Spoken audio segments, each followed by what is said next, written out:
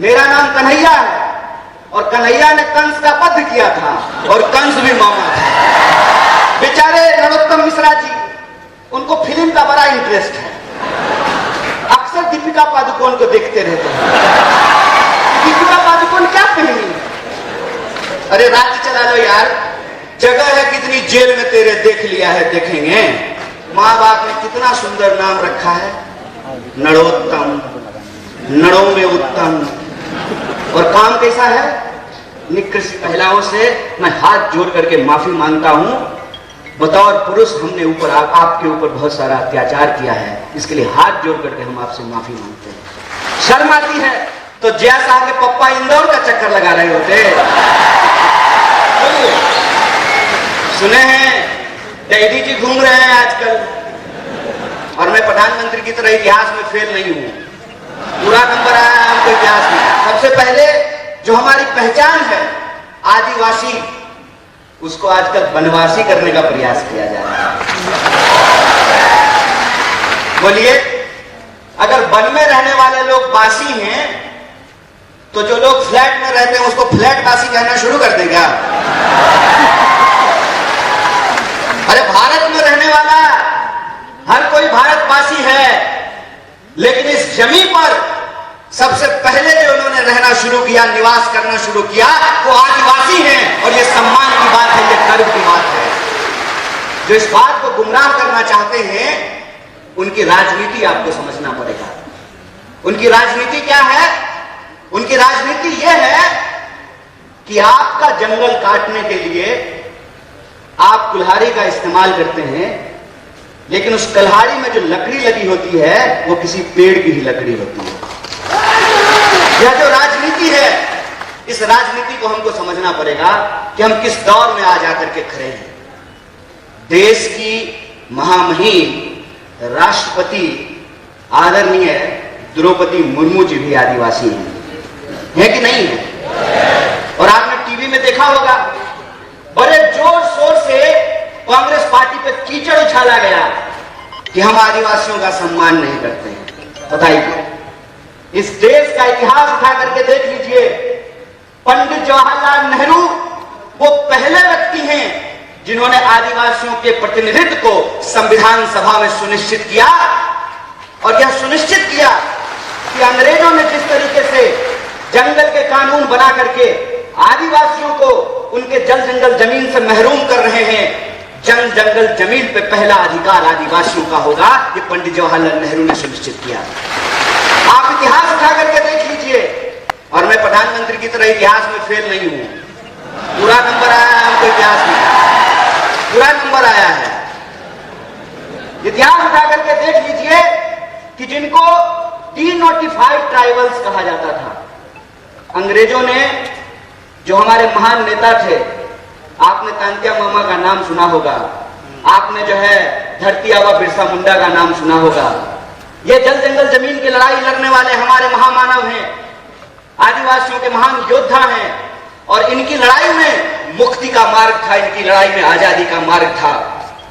इस लड़ाई के चलते जो इस देश के मूल निवासी हैं, आदिवासी हैं, उनको ब्रिटिशर्स ने, अंग्रेजों ने क्रिमिनल घोषित कर दिया था। आपको इतिहास जानना चाहिए कि सबसे पहले पंडित जवाहरलाल नेहरू ने उसको डीनोटिफाइड किया, कहा कि वो क्रिमिनल नहीं है, इस धरती पे उनका पहला हक है, वो पहले नागरिक हैं, पहले अधिकारी हैं।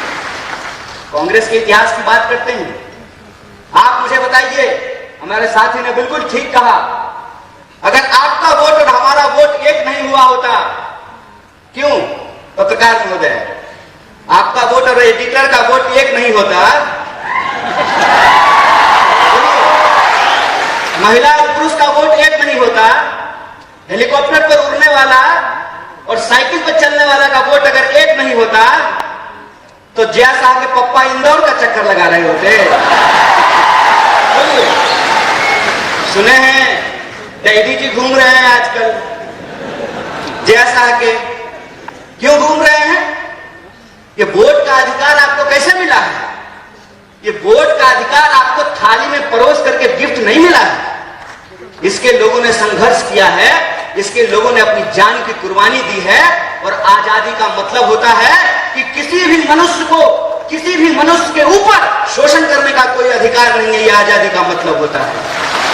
और यही जो आजादी का मतलब है, इस मतलब को हमारे देश के संविधान की प्रस्तावना में लिखा गया है। क्या लिखा गया है? हम भारत के लोग, भारत में रहने वाला, चाहे हिंदू हो, मुसलमान हो, सिख हो, ईसाई हो, बुद्धिस्ट हो, जैनी हो, पारसी हो, यहूदी हो, हर कोई भारतवासी है ना।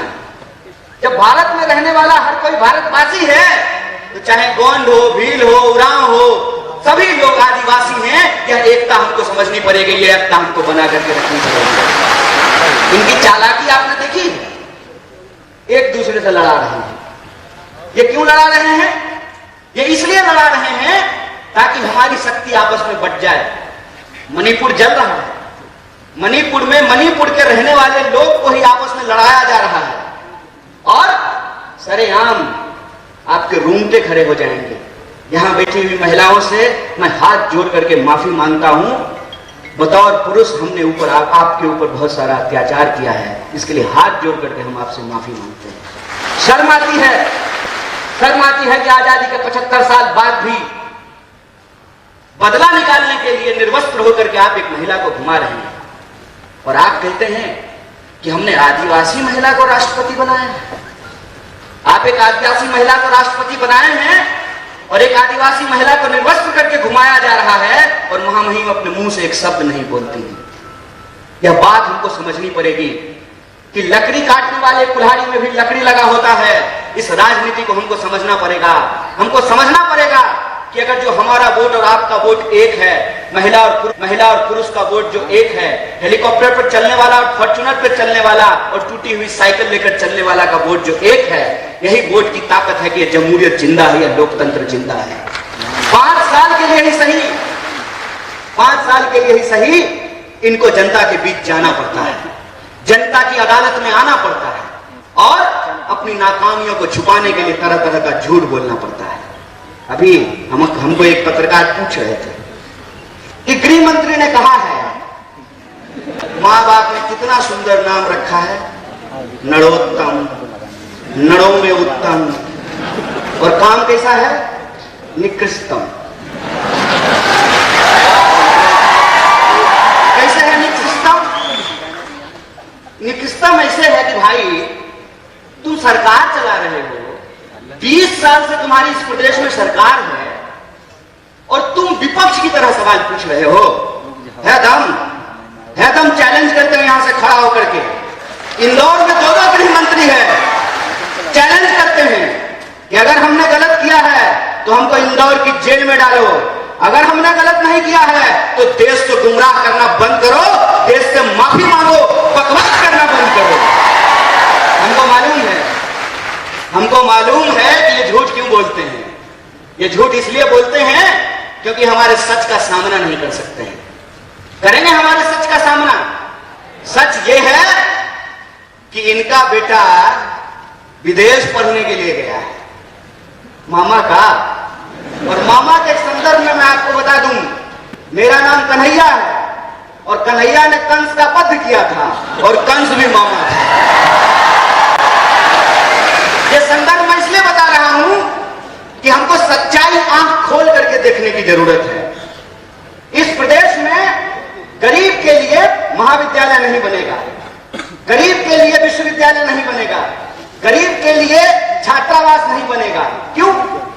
क्योंकि जब मुख्यमंत्री का बेटा विदेश पढ़ने के लिए जाएगा तो आदिवासी के लिए महाविद्यालय क्यों बनाएगा?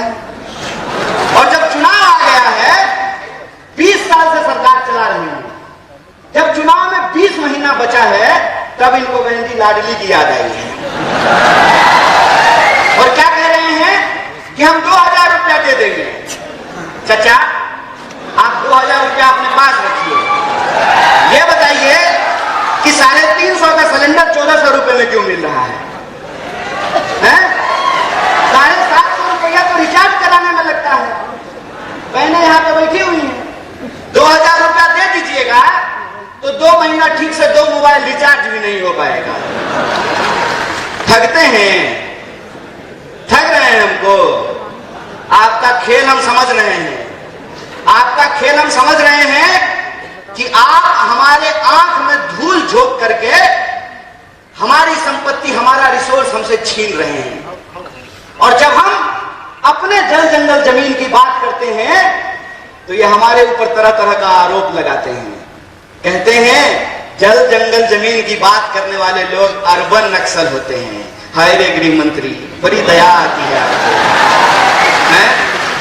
2 बार की सरकार है इनकी, 20 साल से मध्य प्रदेश में सरकार चला रहे हैं। और मेरे पिताजी मुख्यमंत्री नहीं थे, ना प्रधानमंत्री थे।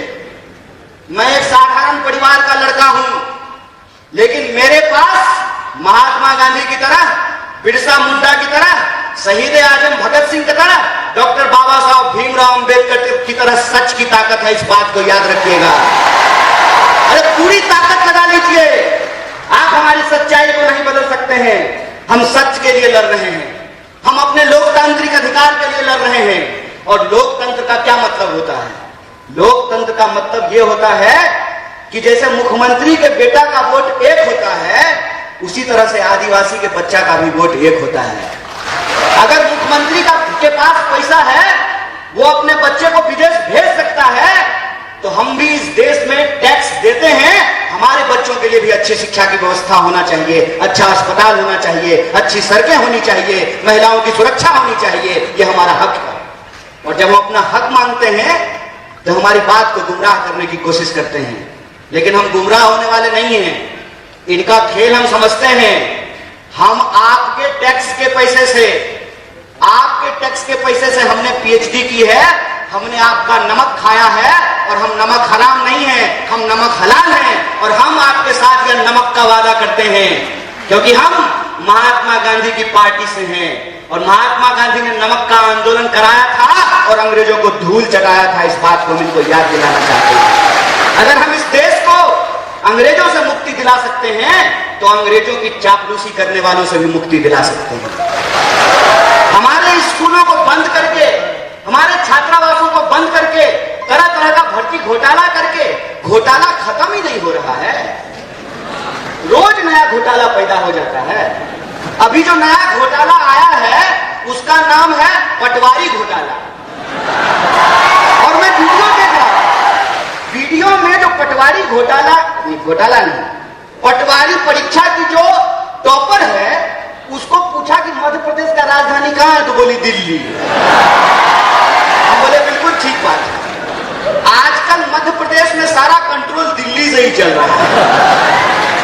बेचारे नरोत्तम मिश्रा जी, उनको फिल्म का बड़ा इंटरेस्ट है।